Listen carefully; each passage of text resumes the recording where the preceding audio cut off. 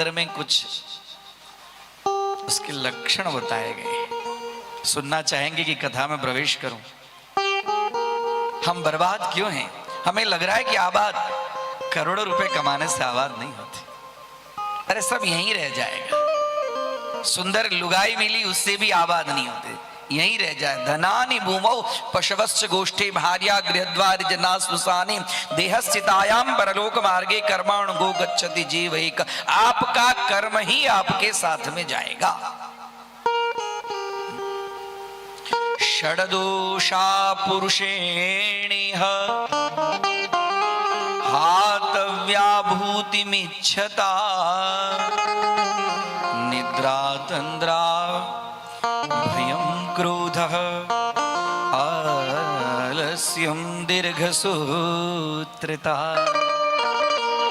ये 6 दोष जिस व्यक्ति के अंदर में होता है वो व्यक्ति कभी भी अपने लक्ष्य तक पहुंचता नहीं है। मनुष्य का लक्ष्य क्या है? 84 योनि में घूमिए, मनुष्य भगवान जैसा दिखता है। उसके हाथ पांव मुंह नाक कान, हाँ, भगवान ने ये जो मॉडल बनाया ना वो अपने जैसा मॉडल बनाया। हाँ? ये मॉडल भगवान जैसा लगता है। ये इसके लिए बनाया है कि इस मॉडल के बाद में भगवान को आप प्राप्त करें। और सब तो आपने भोजन बहुत किया, आहार निद्रा भय मैथुनंच सामान्य में तत् पशुभेद नराणाम। आपने भोजन बहुत किया, नींद बहुत ली, आपने अपने सृष्टि प्रजाओं का विस्तार बहुत किया, आपको एक दूसरे से भय भी बहुत हुआ। लेकिन ये जो नरत्वम दुर्लभम लोके मनुष्य जन्म जो मिला है वो वास्तव में मनुष्य जन्म ईश्वर के प्राप्ति के लिए है। और मनुष्य इससे पीछे वंचित क्यों है? इसका बड़ा सुंदर षड्दोषाः पुरुषेण इह। षड्दोषाः 6 दोष इस पुरुष के हैं।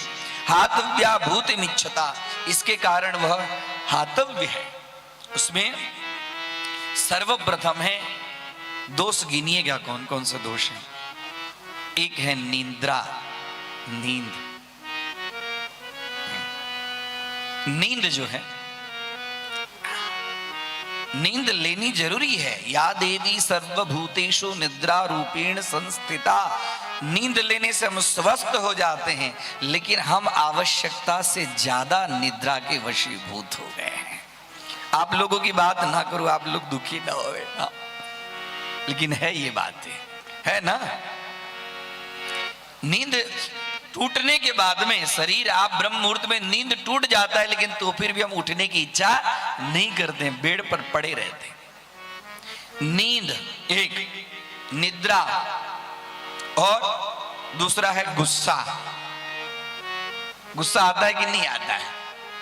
आज सुबह सुबह उठकर मेरी सासू ने मेरे लिए ऐसा गुस्सा किया, अब सासू की तो आ बनी, सुबह सुबह उसको चाय भी बराबर नहीं मिलने वाली आज। हाँ? है ना। क्रोध, मेरे मन के मुताबिक, अभी मैं उठा और अभी तक मेरे पास चाय नहीं आया, मेरे मन के मुताबिक काम नहीं हुआ, तुरंत क्रोध। क्रोध जो है वो व्यक्ति के बुद्धि को नष्ट कर देता है। हाँ? तीसरा काम है भय, डर, भय होता है। आदमी भय के कारण काम करता है, लेकिन भय के कारण करता है। वो काम उत्साह से नहीं करता, प्रसन्नता से नहीं करता, भय के कारण। यदि मैं ये काम नहीं करूंगा तो मुझे ये चीज की प्राप्ति नहीं होगी, भय। और चौथा कारण है तंद्रा। तंद्रा मतलब, तंद्रा किसको कहते हैं? नींद भी नहीं है, जगह भी नहीं है, नींद भी नहीं आ रही है, एक बार नींद टूट गई और आप जगह भी नहीं हो, मन में बहुत सारे विचार इधर उधर घूमते रहते हैं। होता है ना ऐसा? उसी का नाम है तंद्रा। कितनी बातें हुई? नींद, गुस्सा, भय, तंद्रा, और 5वीं बात है आलस्य। आलस्य, हाँ? अरे कोई बोल दिया तो तुरंत उस काम को हम नहीं करेंगे ना हम। आलस्यम ही मनुष्याणाम शरीरस्थो महान रिपु। हमारे महापुरुषों ने बताया है कि आलस्यम ही मनुष्याणाम, मनुष्य के लिए आलस उसका सबसे बड़ा शत्रु है। सबसे बड़ा शत्रु का नाम है आलस। नहीं छूटती है, चाहकर भी आदमी उसको छोड़ने के लिए इच्छा नहीं करता। मजा आती बिस्तर में पड़े पड़े पड़े पड़े। भाई आप लोग दुखी न हो, मैं बार बार बोलता हूं, ये हमारे महापुरुषों ने लिखा है। हाँ, और छठी चीज है काम को टालने की आदत। काम को टालने की आदत। अभी उन्होंने वो कह दिया तो हम कर लेंगे, नहीं करेंगे, बाद में करेंगे ना। अब वो कल करेंगे, कल किसी का आया ही नहीं तो हमारा क्या आने वाला है। हा? अब एक काम को काम टाल दीजिए, फिर वो कब आएगा नहीं आएगा इसका कोई ठिकाना नहीं है। ये जो छह जो चीजें हैं वह व्यक्ति के बर्बादी के कारण है।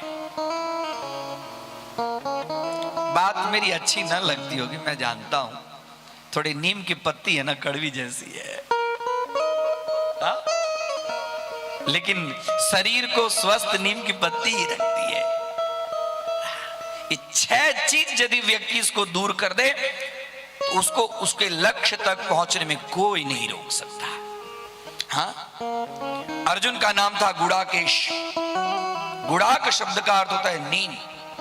अर्जुन को संपूर्ण नींद के ऊपर में काबू था। हाँ, हमारे गुरुदेव कहते थे सिकंदर जब युद्ध करता था तो युद्ध करते करते करते थक जाता था। सिकंदर के राज्य में ही ना सूर्योदय होता था और सूर्यास्त भी होता था। हाँ?